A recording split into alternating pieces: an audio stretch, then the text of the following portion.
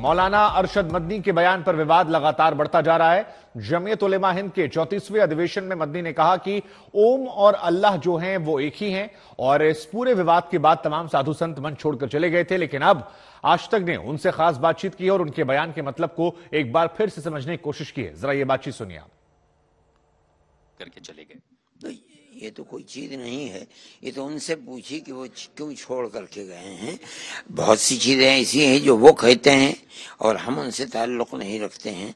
बहुत सी चीजें ऐसी हैं जो हम कहते हैं उनको अच्छी नहीं लगती हैं, लेकिन एक दूसरे के करीब रहना चाहिए, सोचना चाहिए, बैठना चाहिए, बात करनी चाहिए।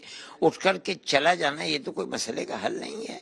वो गए हैं तो उनसे पूछिए वो क्यों गए हैं। हमने तो उनको उनके खिलाफ कोई बात नहीं है। ये हम ओम को मानते हैं, अल्लाह को मानते हैं, मनु को मानते हैं, आदम को मानते हैं। वो अगर नहीं मानते ओम और अल्लाह को तो उनका मसलक, उनका मजहब उनके साथ है, हमारा मजहब हमारे साथ है। हम उनके मजहब के ऊपर कोई तनकीद नहीं करते। आप जो बातें आपने कही थी वो किस तरह से परिभाषित किया जाए ये आप बेहतर बता सकते हैं, लेकिन जब वो बाहर उतरे थे मंच से मैंने उनसे सवाल पूछा था कि आखिर मतभेद किस बात का है। वो कह रहे देखिए हमें हमारे माँ बाप ने पैदा किया है, हम कृष्ण के वंशज हैं, अल्लाह ने हमें पैदा नहीं किया और अगर आपको इस बात से दिक्कत है तो आप उनके साथ सहारनपुर वो जाने को तैयार हैं, आप दिल्ली बुलाइए और वो तर्क करेंगे इस पर। हम किसी से गुफ्तगू नहीं करते हैं। कोई हमें गाली दे तो हम उससे कोई जवाब नहीं देते हैं, कोई हमें सवाली दे तो हम उसे मिठाई नहीं खिलाते हैं। ये मसला नहीं है कि हम वो अगर अल्लाह को नहीं मानते ना माने, वो अगर ओम को नहीं मानते नहीं मानते।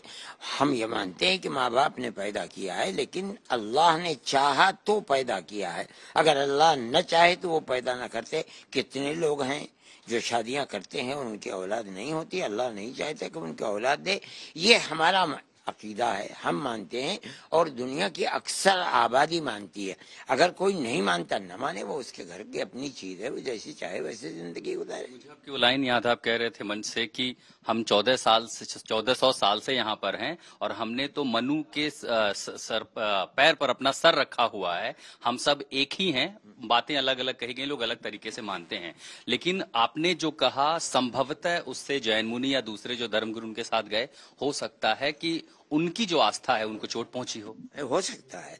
मैं नहीं समझता हूँ कि कोई शख्स अल्लाह को न माने, ओम को न माने और वो अपनी जिंदगी गुजार रहा है, किसी दूसरे आदमी के साथ उसका इत्तेफाक हो सकेगा। लेकिन अगर उनको ये बात अच्छी नहीं लगी थी, उनको बैठना चाहिए था, मुझसे कहना चाहिए था कि हम ओम को नहीं मानते हैं, हम अल्लाह को नहीं मानते।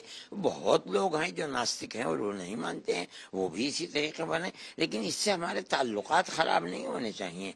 हम तो उनके साथ फिर भी बैठेंगे, आइंदा भी बैठेंगे, इंडिया में भी बैठेंगे। ऑस्ट्रेलिया के अंदर वो हमारे साथ बैठते थे, वहाँ जो कैसेट के प्रोग्राम होते थे, कभी कोई बात नहीं हुई। आज ये बात हो गई, हम नहीं समझते हैं कि उसमें कोई नाराजगी की बात थी। उसके बाद आपने उनसे बात करने की कोशिश की और इस बयान पर अपरूर दरअसल सिर्फ एक का नहीं है। आप देखिए कि शाम तक होते होते कई सारे लोगों ने इस पर बातें लिखी। हो सकता है, लेकिन जिन लोगों ने इसको पसंद किया है और इसकी तायीद की है वो उनसे 50 गुना ज्यादा है। अगर मैं एक सवाल ये पूछूं समझने के लिए कि आपने जो बातें कही, जो तर्क दिए हैं, क्या उसका कोई लिखित आधार है या सिर्फ मान्यताओं और परंपराओं की वदंतियों पर ही आधारित? तो आप अगर पढ़ेंगे हिंदू धर्म को तो आपको ये पता चलेगा कि ओम किसे कहते हैं। वो कहते हैं ओम वो है जिसकी कोई सूरत नहीं है। वो जिस तरह हवा हर जगह पाई जाती है, इसी तरह वो हर जगह है।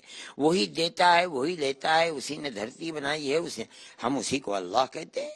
इसलिए अल्लाह की भी जात वो ये कि उसका न कोई रंग है, न उसका कोई रूप है, न उसका शरीर है, वो हर जगह है और सब कुछ वो ही करता है। उसी ने धरती बनाई है, उसी ने आसमान बनाए हैं, उसी ने बना करके मनु को दुनिया के अंदर उतारा था। पैदा नहीं, पैदा उसने जब किया तब किया। उसने पैदा करके बना करके रूह उसके अंदर फूंक करके उसे दुनिया में उतारा, उनको और उनकी पत्नी को, हमवती को उतारा। उसके बाद उनकी नस्ल चली तो उसके अंदर मैं भी हूं और वो मुनि जी भी हैं। लेकिन पैदा अल्लाह ने बनाया था उनको, जिनको हम मनु कह रहे हैं। ये ऐसी चीज है कि जिसके अंदर दुनिया में किसी का इख्तलाफ है, उन्हीं लोगों का है। एक विरोध इस बात पर हुआ मदनी साहब, आपने कहा कि जब शिव भी नहीं था, जब अल्लाह भी नहीं था, कोई भी नहीं था, तो जो जमीन पर आया। मैंने ये नहीं कहा कि अल्लाह नहीं था। आपने कहा जब शिव नहीं था, कोई नहीं था, तो जो जमीन पर आया वो किसकी पूजा करता था? हिंदू दरअसल जो मानते हैं, जो आस्था रखते हैं, वो ये मानते हैं कि देखिए सनातन सबसे पहला धर्म है, शिव चारों तरफ व्याप्त हैं और उन्हीं ने हम सबको बनाया, सृष्टि के रचयिता वही हैं। शिव का एक शरीर था, जिस्म था शिव का। शिव के लिंग की पूजा की जाती है, इसलिए अल्लाह वो है जिसका कोई शरीर नहीं है, वो उसकी कोई ना उसके हाथ ना पैर, लेकिन वो है और वो हर जगह है। वो सारी दुनिया को उसी ने पैदा किया है, सारे संसार को उसने पैदा किया है। उनका अकीदा ये, हमारा अकीदा ये है। उसी ने मनु को उतारा था, मनु ने उसी की पूजा की है जिसने उसको उतारा था। हम उसी का कहने के ऊपर चलते हैं और हम मनु ने जिस ओम की पूजा की है हम उसी को पूजते हैं। ईश्वर को हम अपने अपने आकार, अपनी आस्था के अनुरूप मानते हैं, लेकिन आपकी बातों से नहीं, अपने अपने नहीं, हम ईश्वर को मानते हैं उसी तरह मानते हैं जिस तरह मनु माना करते थे।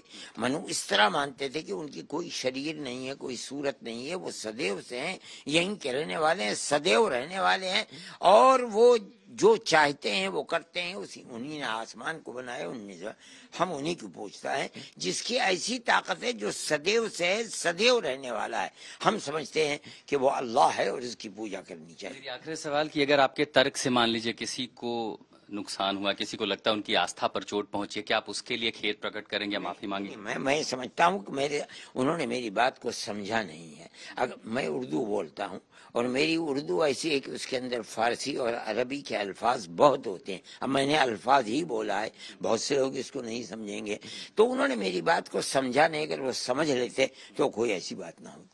जो विवाद रामलीला मैदान पर हुआ उस पर सफाई देते हैं आपने अरशद मदनी को सुना।